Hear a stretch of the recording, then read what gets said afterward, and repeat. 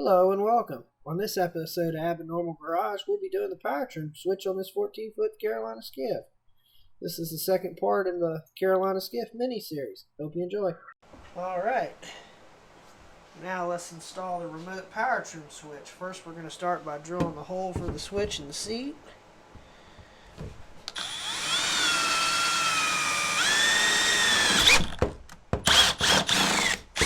Just like that. Stick the switch through.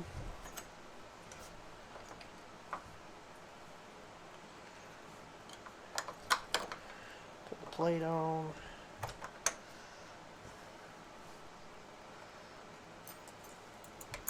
Lock washer. And the nut.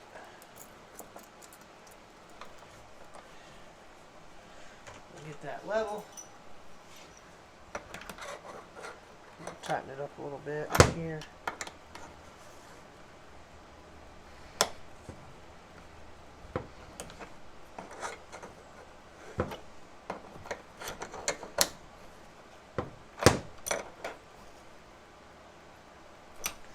Alright, let's get that level. Okay.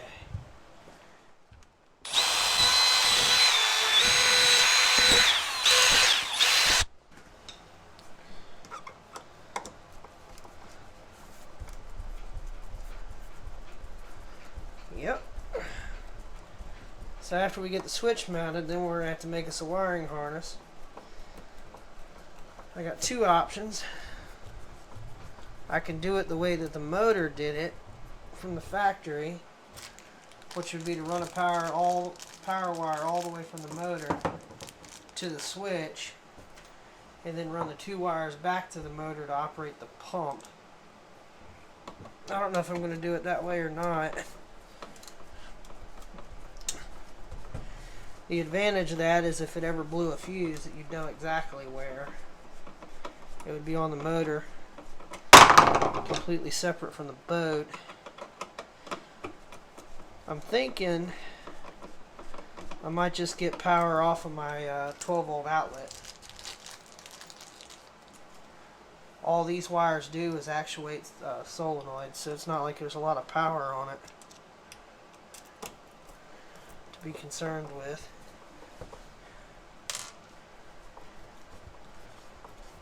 So that's probably the better option.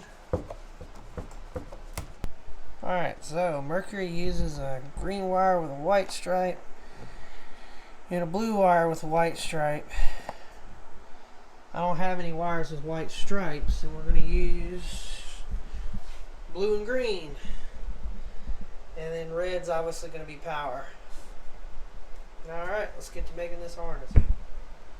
Alright, to lay this harness out, I'm going to position the wire in roughly where it goes on the motor, so let's just say there. And I'm going to walk it around the route that I think it's going to go. And of course, we're going to make it way too long. We can always subtract wire. You can never really add wire, so there's that. Give this a cut. I figure I need about 2 feet of red wire. To go to the fuse panel. Trying to do this one-handed kind of sucks. Alright, so I actually got Mr. Heat Gun out. We're gonna shrink this heat tubing the right way. Oh no, Mr. Heat Gun.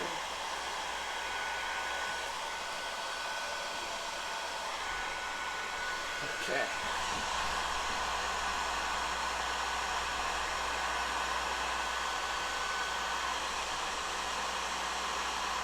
Alright, so now we're watching footage of shrinking the heat shrink tubing. This process took about 8 minutes. I tried to pull the wire through with the heat shrink in one piece, but my wire pulling rods, the ends kept falling off, so I ended up cutting it in sections and feeding it through about a foot at a time. You can kind of see how I'm doing that in the video. Of course, we overlap where the pieces meet. let's talk a little bit about the full scope of what we're trying to do with this boat while we watch this. So one of the issues this boat has is the 40 horse Merc is kind of heavy, and combined with the 5 horse auxiliary, the boat has a tendency to porpoise. So we need to shift the center of gravity forward. So right now the motor's sitting back off the transom 6 inches on a jack plate due to its shaft length. I have all the parts to convert it to a short shaft, which we'll do in the future, but that'll enable us to move the engine forward 6 inches, then we'll move the seat forward 6 inches. I'd like to get a deck made for the bow with the fuel tank up front, which will also transfer more weight forward.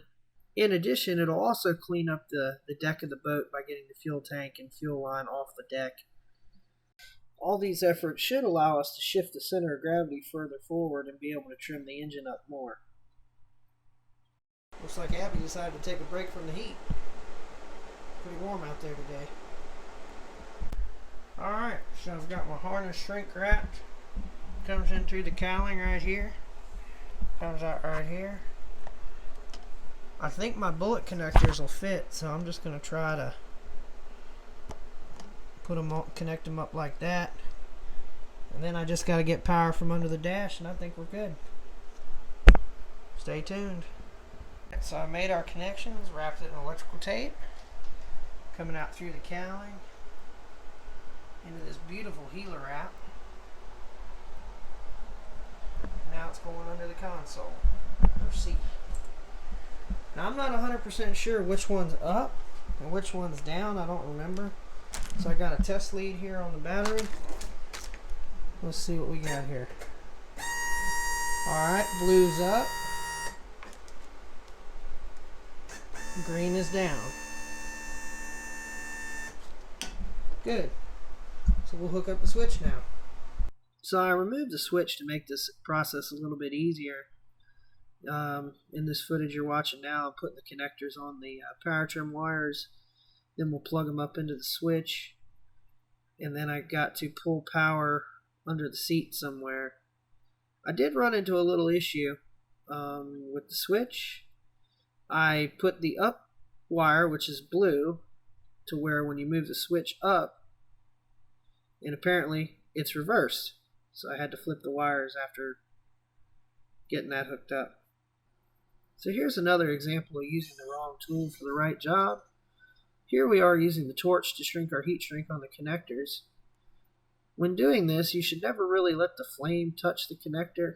It's kind of like charcoal and propane, you know, taste the heat, not the meat, or vice versa.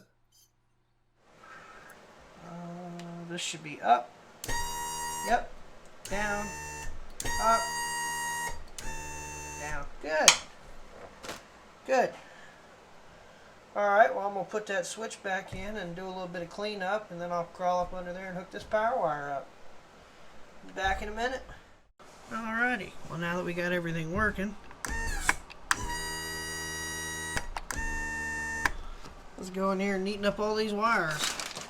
Lastly, while we watch footage of me neatening up the wiring under the dash, or the seat, I omitted the footage of making the connections to get power, mainly because I was having issues with the fuse block. It has a dead terminal on it, and instead of just changing the fuse block, I got my power off of the gauge power switch. With that being said, the second episode of the Carolina Skiff Miniseries is complete. If you like what you see, like and subscribe, and thank you for joining us at Abby Normal Garage.